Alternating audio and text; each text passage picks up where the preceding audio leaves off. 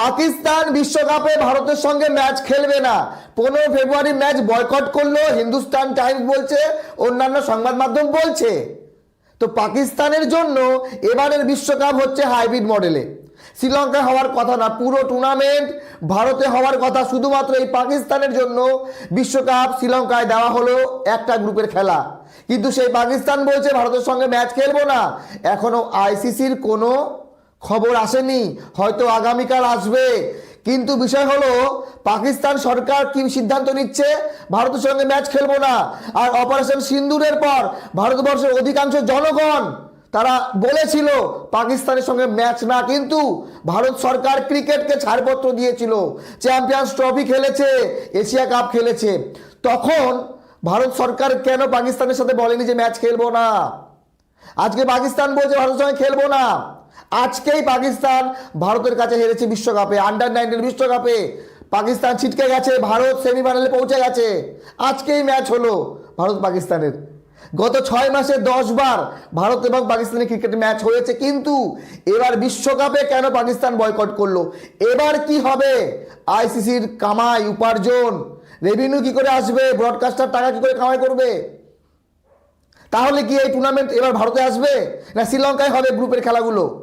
যদি আমরা গ্রুপ দেখি, গ্রুপ এতে ইন্ডিয়া পাকিস্তানকে একই গ্রুপে কেন রাখা হয় বারবার? 20টা দলের ভেতরে কেন পাকিস্তানকে বের করে অন্য দলকে রাখা হয়নি?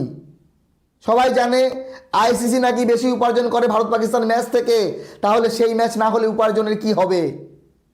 নামিবিয়া, নেদারল্যান্ড এবং ইউএসএ, এই 3টি দল আছে। এই 3টি দলের এগেইনস্টে যদি পাকিস্তান জেতে তাহলে পাকিস্তান সুপার এইটে কোয়ালিফাই করে যাবে।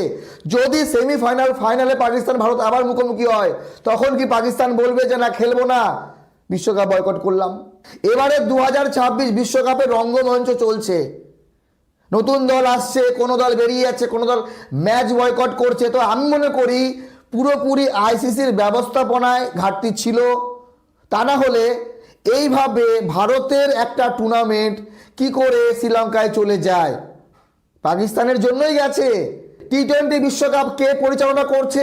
আইসিসি। তার চেয়ারম্যান কে? জয় শাহ। তাহলে একজন আইসিসির চেয়ারম্যান হয়ে টুর্নামেন্টটাকে ঠিক করে পরিচালনাই করতে পারলো না। বাকি আপনাদের মতামত জানাবেন। পাকিস্তান ভারতের ম্যাচ বয়কট করলো, কিন্তু ভারত বয়কট করছে না কেন? ইচ্ছা করলেই করতে পারে, ইচ্ছা করলেই বলতে পারে আমরা খেলবো না পাকিস্তানের সঙ্গে। কিন্তু না, এশিয়া কাপও খেলছি, ট্রফি নিচ্ছি না আমরা চ্যাম্পিয়ন হওয়ার পর। খেলছি কিন্তু ট্রফি নেব না, আমরা জিতে গেলাম। কিন্তু সেই পাকিস্তান এখন বলছে ভারতের সঙ্গে ম্যাচ খেলবে না। বাকি দেখা যাক আইসিসি কি সিদ্ধান্ত নেয়। তবে আজকের যে খবর পাওয়া যাচ্ছে, জাস্ট আধা ঘন্টা আগের খবর, যে ভারত বিশ্বকাপে পাকিস্তানের সঙ্গে ম্যাচ যেটা খেলতে যেত শ্রীলঙ্কায়, সেই ম্যাচ পাকিস্তানই খেলবে না। তাহলে ভারতের আর শ্রীলঙ্কায় যাওয়ার কোনো মানেই হয় না। আর ভারত যদি শ্রীলঙ্কায় যাবে না, তাহলে এই টুর্নামেন্ট হাইব্রিড মডেলে কেন শ্রীলঙ্কায় করা হলো? বড় প্রশ্ন, এবং আঙুল তো উঠবেই আইসিসির দিকে। ভালো থাকবেন সবাই, ধন্যবাদ।